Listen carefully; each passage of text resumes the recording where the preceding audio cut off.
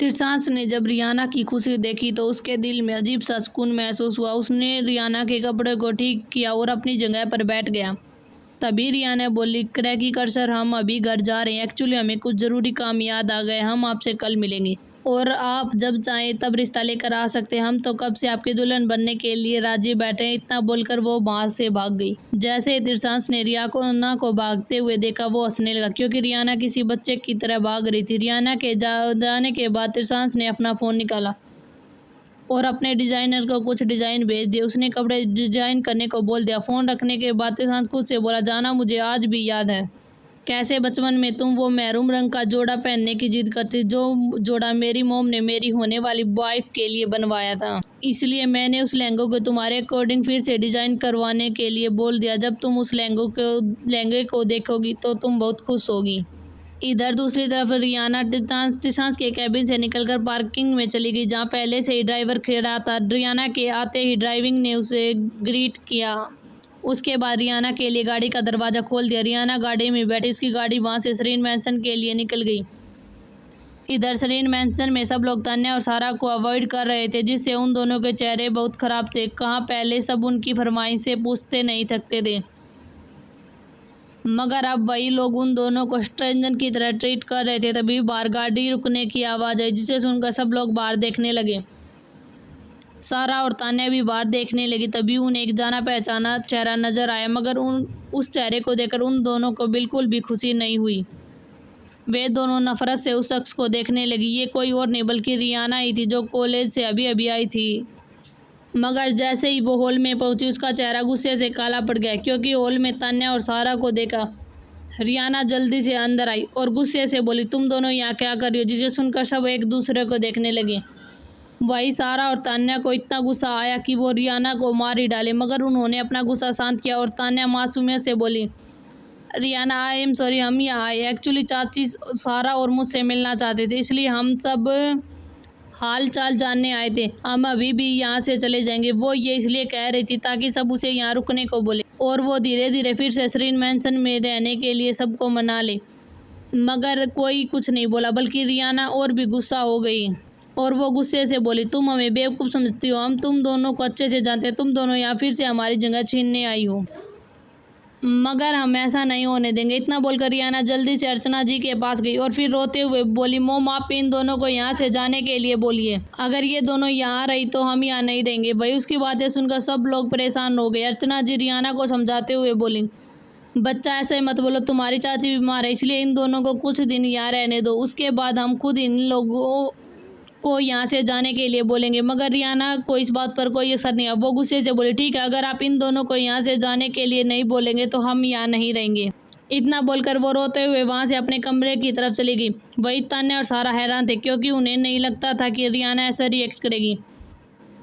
वे दोनों एक दूसरे को देखने लगे। वे कुछ करते उससे पहले ही रियाना के कमरे में सामान पटकने की आवाज़ आई, जिससे सुनकर पूरी फैमिली डर गई। वो लोग जल्दी से ऊपर की तरफ भागे। सोनल जी भी अपने कमरे में थी। वो भी व्हील चेयर पर बैठकर बाहर आ गई। जब उन्होंने सबको रियाना के कमरे के बाहर जाते देखा तो अर्चना जी से बोली, दीदी क्या हुआ? आप लोग रियू के कमरे के बाहर क्यों खड़े हैं? जिस पर अर्चना जी ने सोनल जी को सब कुछ बता दिया, जिससे वो भी परेशान हो गई। वो जल्दी से आगे बढ़ी और उसने दरवाजे पर नॉक करते हुए बोली, रियू बच्चा दरवाज़ा खोलो, आप जो चाहती हैं वही होगा। जिसे सुनकर तान्या और सारा हैरानी से सोनल जी को देखने लगे। सारा रोते हुए बोली, मोम आप ऐसा क्यों बोल रही हैं? हम आपको ऐसी हालत में नहीं छोड़ सकते। जिस पर सोनल जी उदासी से बोली, मैं भी ऐसा नहीं चाहती मेरी बच्ची, मगर मैं दीदी से अब उसकी खुशियाँ नहीं छीनना चाहती। रियू बड़ी मुश्किल से उन्हें दोबारा मिली है। मैं नहीं चाहती कि मेरी इच्छाओं की वजह से रियाना घर छोड़ कर जाए। इतना बोलकर उसने उदास चेहरा बना लिया। तान्या और सारा अब क्या बोल सकते थे, मगर उन्हें रियाना पर हद से ज़्यादा गुस्सा आ रहा था, क्योंकि उनका सरीन मैंसन में रहने का प्लान जो उसकी वजह से ख़राब हो गया था। तभी वहाँ द्विक आ गया। उसने चाबी से जल्दी से रियाना का दरवाज़ा खोला। वो लोग हैरान रह गए। वही अर्चना जी की चीख निकल गई।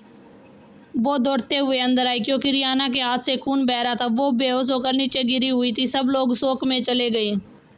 वही तान्या और सारा भी हैरान थे, मगर कुछ देर बाद तान्या के चेहरे पर मक्कारी भरी मुस्कान आ गई। वो अपने मन में बोली, भगवान जी इस मनहूस लड़की को सच में हमेशा हमेशा के लिए बेहोश कर दो। ये लड़की बहुत घटिया, अगर ये मर गई तो सब कुछ ठीक हो जाएगा, सब लोग पहले की तरह मुझे प्यार करेंगे, मैं फिर से इस घर की प्रिंसेस बन जाऊंगी। सब लोग हैरान थे, मगर अद्विक ने जल्दी से डॉक्टर को कॉल कर बुला लिया। खून रोकने के लिए उसने उसके हाथों में पट्टी कर दी। खून का रुकना बंद हो गया, मगर रियाना अभी भी बेहोश थी। तभी अर्चना जी ने सारा और तान्या को देखा। वो आगे बढ़ी और उन दोनों से बोली, तुम दोनों अभी तक यहाँ क्यों हो? तुम दोनों की वजह से एक बार मेरी बच्ची फिर से हर्ट हो गई है। निकल जाओ मेरे घर से, इससे पहले मैं तुम दोनों के साथ कुछ कर दूं। इतना बोलकर वो गुस्से से उन दोनों को घूरने लगी। तान्या को अर्चना जी की बातें पसंद नहीं आई। सोनल जी बोली, दीदी आप प्लीज शांत हो जाइए, वो दोनों भी बच्ची हैं। जिस पर अर्चना जी ने अपना हाथ दिखाकर सोनल जी को भी कुछ बोलने से रोक दिया और तान्या और सारा को देखने लगी, जिस वजह से सारा और तान्या को न चाहते हुए वहां से जाना पड़ा। मगर जाते हुए तान्या ने कसम खाई वो रियाना को सच में मार डालेगी। सारा और तान्या के जाने के बाद डॉक्टर भी वहां आ गए। उन्होंने रियाना को चेक किया और इंजेक्शन लगा लिया। बोले, कोई चिंता की बात नहीं है, इन्हें कुछ देर में होश आ जाएगा। इतना बोलकर वो वहां से चले गए। जैसे डॉक्टर ने बोला था ठीक वैसा ही हुआ। कुछ देर बाद रियाना को होश आ गया। जैसे ही वो उठे अर्चना जी ने उसे अपने गले से लगा लिया। वो रोते हुए बोली, प्रिंसेस ये आपने क्यों किया? अगर आपको कुछ हो जाता तो? जिस पर रियाना शांत करवाते हुए बोली, मोम मुझे कुछ नहीं होगा, मैंने ये सब कुछ जानबूझकर नहीं किया। पता नहीं क्यों उन दोनों को देखकर मुझे फिर से डर लगने लगा कि आप फिर से उन दोनों को यहाँ रखेंगी, क्योंकि आप उन दोनों से अभी भी प्यार करते, इसलिए मेरे हाथ में गलती से कट लगा। आई एम सॉरी मोम, मैं आपको परेशान नहीं करना चाहती थी। तभी वह निशांत आ गया। वो रियाना के पास आया और उसके हाथ को चेक करते हुए बोला और फिर डांटते हुए बोला, तुम बच्ची हो क्या? अभी कुछ हो जाता तो तुम्हें? ये सुनकर रियाना की आंखों से आंसू बहने लगे, क्योंकि निशांत आज पहली बार उस पर गुस्सा कर रहा था। निशांत रियाना से बहुत प्यार करता था, मगर जब उसने सुना कि रियाना ने हाथ काट लिया और वो बेहोश हो गई है तो उसकी सांस ही अटकी। वो अपनी मीटिंग छोड़कर घर आ गया। जब निशांत ने रियाना की आंखों में आंसू देखे तो उसे गिल्टी फील होने लगा। वो जल्दी से रियाना के पास आया और उसे गले लगाकर शांत करवाने लगा। वो उसके बालों को सहलाते हुए बोला, बच्चा don't cry, I am sorry, मैंने तुम पर चिल्लाया, मगर मैं डर गया था कि आपको कुछ हो न जाए। आज के बाद आप ऐसा मत करना, ठीक है? रियाना ने किसी आज्ञाकारी बच्चे की तरह सिर हिला दिया, जिससे सब लोगों के चेहरे पर मुस्कान आ गई। वही अद्विक को यह सब देखा नहीं जा रहा था। उसे निशांत के साथ देखकर उसे बुरा लग रहा था। आखिर लगता भी क्यों न, रियाना उसकी सगी बहन थी, मगर फिर भी वो निशांत के ज़्यादा करीब थी। उसे निशांत से जलन हो रही थी। वो भी रियाना की केयर करना चाहता था, उसके नखरे उठाना चाहता था, मगर अफसोस रियाना अद्विक से बात ही नहीं करती थी। तभी निशांत की नज़र अद्विक पर गई। वो बोला, अद्विक क्या तुमने सारा और तान्या के बाल लिए? जिस पर अद्विक ने हामी भरी। तभी रियाना बोली, मगर बिना रोहिणी के बालों को हम डीएनए कैसे करवाएंगे? जिससे पर निशांत ने कुछ सोचा, फिर कुछ सोचते हुए बोला, क्या रोहिणी के कमरे में कोई गया था? जिस पर अर्चना जी बोली, नहीं, क्योंकि वो रूम बंद है, वहाँ अभी भी उस घटिया औरत के सामान रखे गए हैं। रियाना खुशी से बोली, मुझे लगता है शायद वहाँ हमें उसका सामान मिल जाएगा। जिस पर सबने हामी भर दी। रियाना और निशांत अद्विक रोहिणी के कमरे में चले गए। जैसे ही उन्होंने कमरे में कदम रखा, वहाँ से रोहिणी की महक आने लगी, जिसे महसूस कर रियाना को वो सब कुछ याद आने लगा। कैसे रोहिणी ने उसे अनाथ आश्रम में लेने आई थी, उसके बाद कैसे उसने उसे सरीन फैमिली के खिलाफ करना शुरू कर दिया। उसने ये सारे ख्याल झटके और वो तीनों रोहिणी के बाल ढूंढने लगे। इस कमरे में रोहिणी के अलावा कोई भी नहीं आता था, यहाँ तक कि तान्या, सारा और रियाना भी नहीं। तभी निशांत को कंघी में एक बाल मिला, जिसे देखकर वो खुश हो गया। उसने उस बाल को एक पोली में रखा। उसके बाद वो तीनों वहाँ से हॉल में चले गए। नीचे आकर बताया कि उन्हें बाल मिल चुका, जिससे पूरी फैमिली खुश हो गई। कुछ देर बाद अद्विक और निशांत वहाँ से हॉस्पिटल के लिए निकल गए, क्योंकि उन्हें जल्द से जल्द सच्चाई जाननी थी। इधर दूसरी तरफ जब रियाना और सारा मैंसन से बाहर निकले तो उन दोनों के चेहरे पर अपमान था। जब गार्ड्स ने उन्हें देखा तो आपस में बात करने लगे। वो सारा और तान्या का मजाक उड़ाते हुए बोला, लगता है छोटी मिस ने इन्हें बेइज्जत करके सरीन मैंसन से बाहर निकाल दिया। इनकी शक्ल देखकर तो ऐसा ही लग रहा है। जिसे सारे गार्ड्स हंसने लगे। वही उन्हें हंसता देखकर तान्या और सारा का चेहरा और भी काला पड़ गया। वो गुस्से से चीखते हुए बोली, बेहुदा गार्ड, तुम्हारी हिम्मत भी कैसे हुई हम पर हंसने की? भूल गई हम कौन? हम चाहे तो तुम्हें जॉब से निकाल सकते। जिसे सुनकर गार्ड्स को भी गुस्सा आया है। वो गुस्से से बोले, तुम घटिया लड़कियों की इतनी क्या औकात है कि तुम दोनों हमें जॉब से निकाल पाओ? आखिर तुम दोनों हो कौन? बस एक भिखारी से ज़्यादा कुछ नहीं, जिन्हें सरीन फैमिली ने सालों से पाल रही थी। चाहे तुम्हें सरीन फैमिली ने पाला हो, मगर फिर भी तुम दोनों सिर्फ भिखारी ही रहोगे, जिसकी औकात कोड़ी भर की है। वही गार्ड्स की बातें सुनकर तान्या और सारा को इतना गुस्सा आया कि वे दोनों गुस्से से गाली देने लगी। तुम दोनों दो कोड़ी के फटीचर भिखारी लोग, हम तुम्हें छोड़ेंगे नहीं। वो दोनों गार्ड्स की तरफ बढ़ने लगी, मगर जैसे ही वो दोनों उस गार्ड्स के पास हाथ उठाने वाले। ठीक उसी वक्त दो लेडी बॉडीगार्ड्स ने उन दोनों को कंधे पर टांग कर उन दोनों को मैंसन से बाहर पटक दिया। जैसे ही उन दोनों को वहां से फेंका गया, ठीक उसी वक्त निशांत और अद्विक घर से बाहर आ गए। वे दोनों गाड़ी में बैठे और वहां से हॉस्पिटल के लिए निकल गए। इधर दूसरी तरफ मल्होत्रा मैंसन में रोहिणी जी किसी से फोन पर बात करते हुए बोली, उन्हें उसे जान से मार दो। इतना बोलकर उसने फोन रख दिया।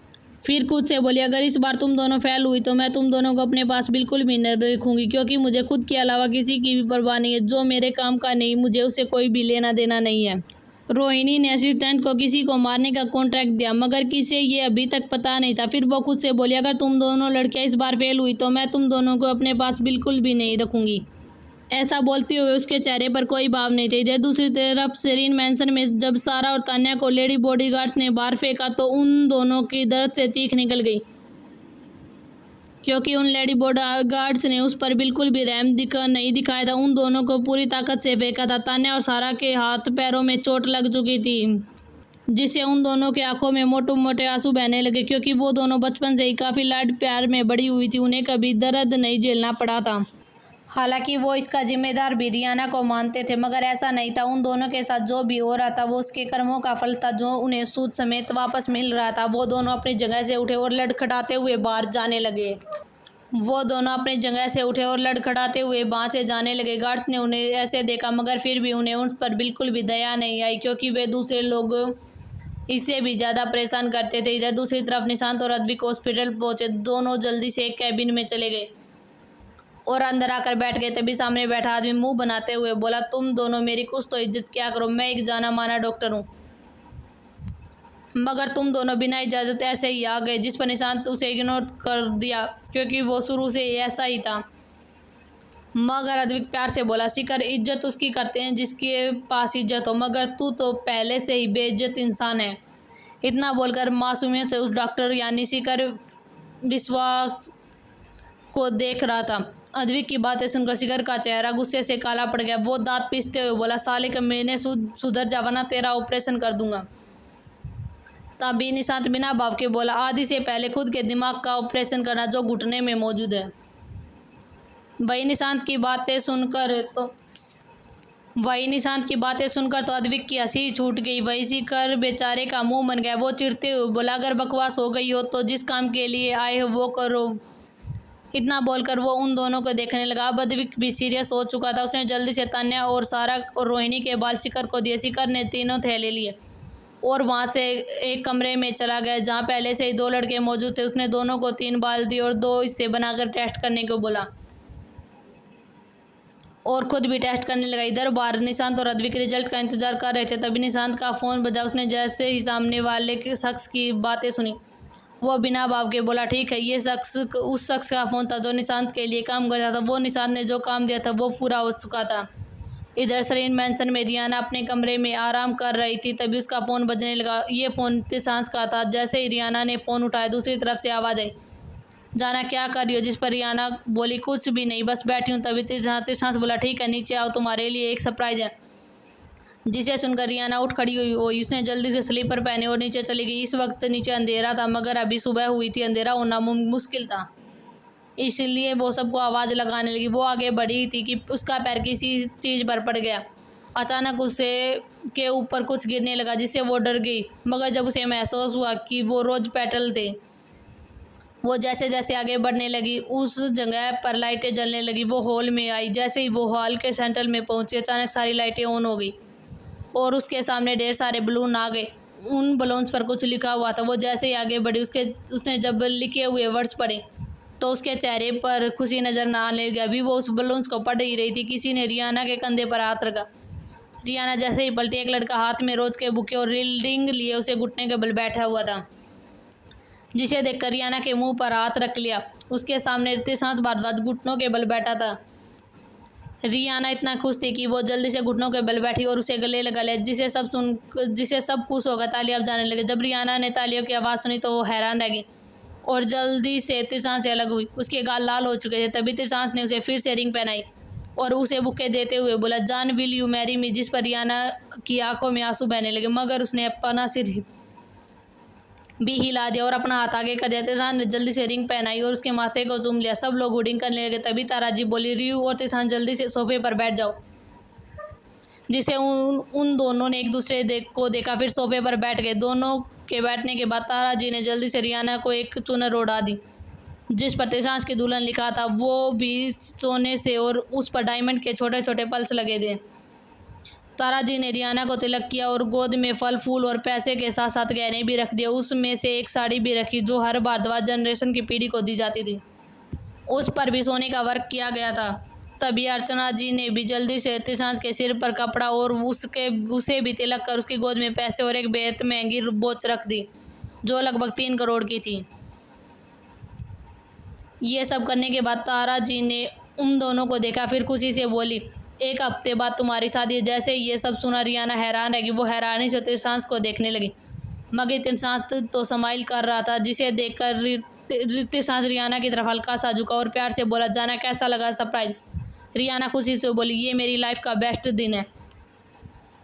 इस वक्त उसके फेस पर एक खुशी थी, मगर उसकी आंखों में लगातार आंसू बह रहे थे। जब तिशांस ने उसे ऐसे रोते हुए देखा तो उसकी आंखें सर्द हो गई। उसने रियाना को गले लगाया और बेहद नरमी से बोला, जाना क्या हुआ, तुम क्यों रोई हो, क्या तुम्हें शादी नहीं करती। ये कहते हुए उसके चेहरे पर अजीब सा डर था। वो चाहता था रियाना ऐसा ना सोचती हो। भाई तिशांस की बातें सुनकर रियाना बोली, ऐसा नहीं है, हम आज बहुत खुश। हमने ये कुछ नहीं सोचा था कि आप हमें मिल जाएंगे।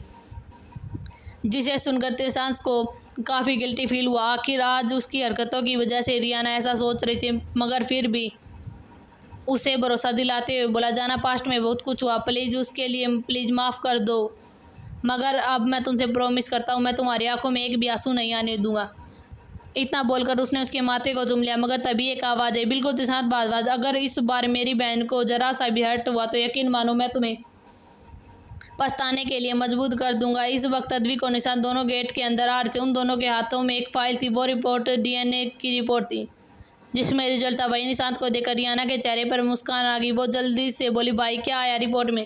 जिस पर अद्विक और निशांत ने एक दूसरे को देखा, फिर रियाना से बोले, प्रिंसेस जैसा तुमने बोला था बिल्कुल वैसी ही रिपोर्ट का रिजल्ट आया। वाकई वो दोनों लड़कियां उस चालाक और घटिया लड़की की बेटियां हैं। जिसे सुनकर अर्चना जी और सोनल जी के दिल में एक चीज उठी, क्योंकि सोनल जी सच में सारा से बहुत प्यार करती, मगर अर्चना जी सोच रही थी उन्होंने ऐसी घटिया लड़की को पाला जिसकी माँ ने उसकी बच्ची को उससे दूर कर दिया। इधर दूसरी तरफ रोहिणी मैंसन में जैसे तान्या और सारा पहुंचे, रोहिणी जी की वॉइस सिकुड़ गई। वो ठंडी आवाज़ में बोली, क्या बात है, तुम दोनों यहाँ क्या कर रही हो। जिससे दोनों एक दूसरे को देखने लगी। फिर थोड़ी धीमी आवाज़ में बोली, मोम मामू ने कन्विंस करने वाले थे, मगर बीच में वो घटिया रियाना आ गई, उसने सब कुछ बर्बाद कर दिया।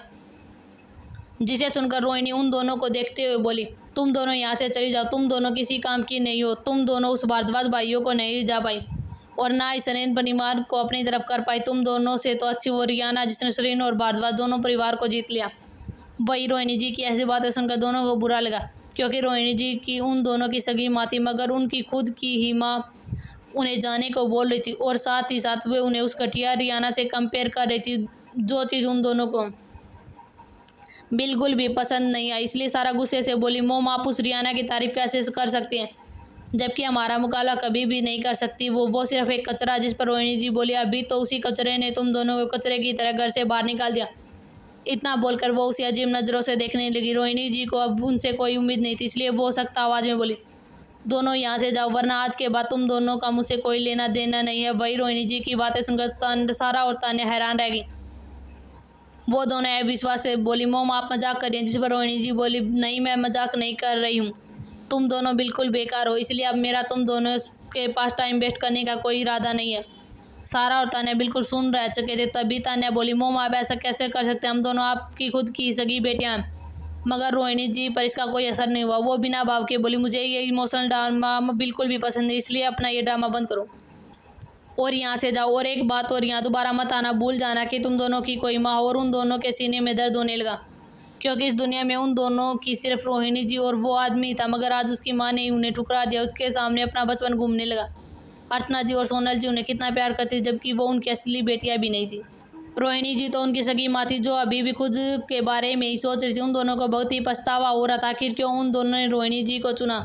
सारा गुस्से में बोली, आप ऐसा कैसे कर सकते हैं, हम आपकी खुद की बेटियां, हम कहीं नहीं जाएंगे, आप हमें ऐसा नहीं कर निकाल सकती। अगर आपने ऐसा किया तो हम सबको बता देंगी कि आप हमारी मोम है। अचानक ही रोहिणी जी का चेहरा बेहद खतरनाक हो गया।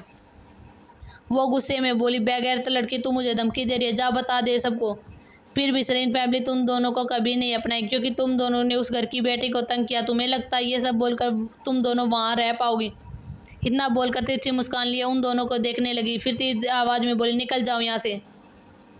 तान्या और सारा के आंखों में आंसू बहने लगे। उन्हें अपने बचपन से लेकर अभी तक के सारे पल याद आने लगे। कैसे वह दोनों सरीन मैंसन में किसी प्रिंसेस की तरह रहती थी। भले ही रियाना को उतना ही प्यार मिलता था, मगर उन दोनों को भी कभी पराया महसूस नहीं हुआ।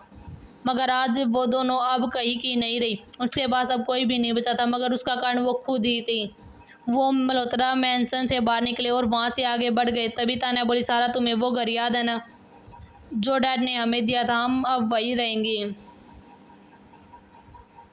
मोम ने हमारे साथ बिल्कुल भी अच्छा नहीं किया, इसके लिए उन्हें पछताना पड़ेगा। ये सब उस रियाना की वजह से हो रहा। उसे क्या ज़रूरत थी वापस आने की? उसकी वजह से हम दोनों को घर से निकाल दिया गया। मगर सारा के दिमाग में तो सोनल जी चल रही थी, जिन्होंने उसे कभी माँ की कमी महसूस नहीं होने दी। मगर उसने उनके साथ कितना गलत किया, वो बहुत गिल्टी थी। उसने अब रियाना से कोई भी परेशानी नहीं थी, क्योंकि रियाना की इसमें कोई गलती नहीं थी। इधर दूसरी तरफ निशांत का चेहरा अजीब हो गया। वो इस वक्त अपने कमरे में एक फ़ाइल देख रहा। तभी रियाना आई। जैसे ही उसकी नज़र फाइल पर पड़ी, वो हैरान रह गई। वो शौक से बोली, भाई ये क्या है?